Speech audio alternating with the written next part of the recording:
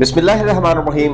السلام علیکم اسٹریٹر کے معزز سامعین، میں ہوں عدیل احمد اور آپ دیکھ رہے ہیں ہمارا یوٹیوب چینل۔ معزز سامعین، اپنی پچھلی ایپیسوڈ میں ہم بتا رہے تھے ارسلان نے کوئی جواب نہ دیا اور وہ چپ چاپ نشا پور کی طرف جانے والی شاہراہ پر ان کے ساتھ ہو لیا۔ وہ شخص جس کا نام ارسلان پکارا گیا تھا وہ آگے تھا، باقی سارے مسلح جوان اس کے پیچھے تھے۔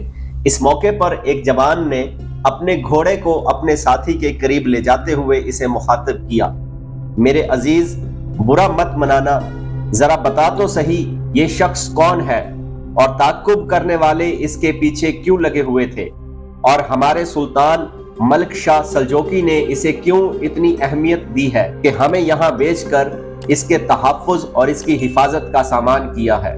دوسرے نے ہلکا سا ایک کہا لگایا اور اسے مخاطب کر کے کہنے لگا، تو بھی احمق ہے مگر تیرا بھی قصور نہیں، اس لیے کہ تو لشکر میں نیا شامل ہوا ہے، لہٰذا تجھے اصل حالات کا علم نہیں ہے۔ سن، میں تجھے تفصیل بتاتا ہوں۔ اس شخص کا نام ارسلان ہے، دیکھتے ہو یہ ابھی زیادہ عمر کا نہیں، ابھی صرف 20 سال قبل یہ سلطان ملک شاہ سلجوقی کے بہترین اور صف اول کے سالاروں میں سے تھا۔ پھر سلطان نے اسے حاکم سمرقند کی التجا پر نشا پور سے سمرقند بھیجا تاکہ یہ سمرقند کے لشکریوں کو عسکری تربیت دے اور سمرقند کے لشکریوں کی سپہ سالاری کرتے ہوئے سمرقند کی حفاظت کرے، جو کبھی شمال اور مشرق سے حملہ آور ہونے والے وحشی قبائل کا نشانہ بنتا تھا۔ سمرقند پہنچ کر اس نے انتہائی درجہ کی محنت کی، لشکریوں کی بہترین تربیت کا سامان کیا۔ میں تمہیں یہ بھی بتاؤں کہ یہ نوجوان نشا پور کے حربی مدرسے کا سند یافتہ ہے، تیغ زنی اور دوسرے حربی امور میں اپنا جواب نہیں رکھتا۔ سمرقند میں اس نے بہترین کارکردگی کا اظہار کیا، لشکریوں کی عمدہ تربیت کی۔ اس دوران حاکم سمرقند شہاب الدین کے دماغ میں نہ جانے کیا سمائی کہ اس نے سلطان ملک شاہ سلجوقی کے خلاف بغاوت کرنے کا عزم کر لیا۔ اس سلسلے میں اس نے امیر ارسلان سے گفتگو کی۔ امیر ارسلان نے سلطان کے خلاف بغاوت کرنے سے صاف انکار کر دیا۔ چند یوم تک شہاب الدین امیر ارسلان کو سلطان ملک شاہ سلجوقی کے خلاف بغاوت کرنے پر اکساتا رہا، لیکن کامیاب نہ ہوا۔ آخر اس نے امیر ارسلان کو زندان میں ڈال دیا اور یہ شرط پیش کی کہ اسے زندان سے اس وقت نکالا جائے گا جب وہ ملک شاہ سلجوقی کے خلاف بغاوت کرنے کے لیے تیار ہو جائے گا۔ امیر ارسلان نے اس کی یہ شرط بھی ماننے سے انکار کر دیا۔ آخر کار حاکم سمرقند شہاب الدین نے آخری حربہ آزمایا۔ امیر ارسلان کے اہل خانہ میں سے اس کا باپ، اس کی ماں، اس کا ایک بھائی اور ایک بہن تھے۔ شہاب الدین نے زندان میں امیر ارسلان کو دھمکی دی کہ اگر اس نے شہاب الدین کا کہا نہ مانا تو وہ اس کے اہل خانہ کا خاتمہ کر دے گا۔ امیر ارسلان پھر بھی ثابت قدم رہا، ساتھ ہی اس کے باپ نے زندان میں اسے ایک خط بھیجا اور اسے تاکید کی کہ شہاب الدین اگر اس کے باپ، اس کی ماں، بہن، بھائی کے ٹکڑے بھی کر دے تب بھی وہ کسی صورت سلطان ملک شاہ سلجوقی کے خلاف بغاوت نہ کرے۔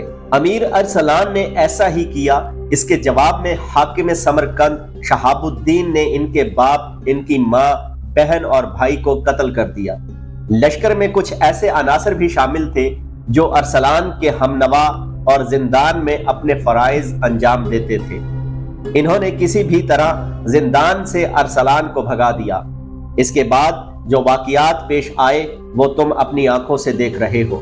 وہ سوار جب ارسلان کو لے کر نشا پور کے قریب آئے تو سامنے کی طرف سے ایک سوار آیا اور انہیں مخاطب کر کے کہنے لگا، امیر ارسلان کو چوگان کے میدان کی طرف لے جاؤ، سلطان اور دوسرے سالار اس وقت وہی ہے اور امیر ارسلان کا انتظار کر رہے ہیں۔ سلطان وہی ہے، امیر ارسلان سے ملنا پسند کریں گے۔ آنے والے اس مسلح جوان کے اس انکشاف پر ارسلان کے چہرے پر ہلکی سی مسکراہٹ نمودار ہوئی تھی۔ پھر وہ اپنے ارد گرد جو مسلح جوان تھے ان کی طرف دیکھتے ہوئے وہ کہنے لگا، اب تم جا کے مستقر میں آرام کرو، میں اکیلا چوگان کے میدان میں سلطان سے مل لیتا ہوں۔ ارسلان کے کہنے پر وہ مسلح جوان مستقر کی طرف چلے گئے تھے۔ ارسلان نے اپنے گھوڑے کا رخ موڑا اور اسے ایڑی لگائی اور پھر وہ چوگان کے میدان کا رخ کر رہا تھا۔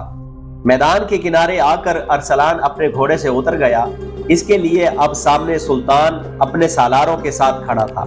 ارسلان آگے بڑھا، جب وہ قریب گیا تو بغل گیر ہونے کے لیے سلطان نے اپنے دونوں بازو پھیلا دیے۔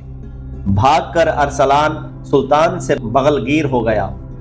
سلطان سے ملنے کے بعد ارسلان سلطان کے سب سے بڑے سالار قیم الدولہ سے ملا۔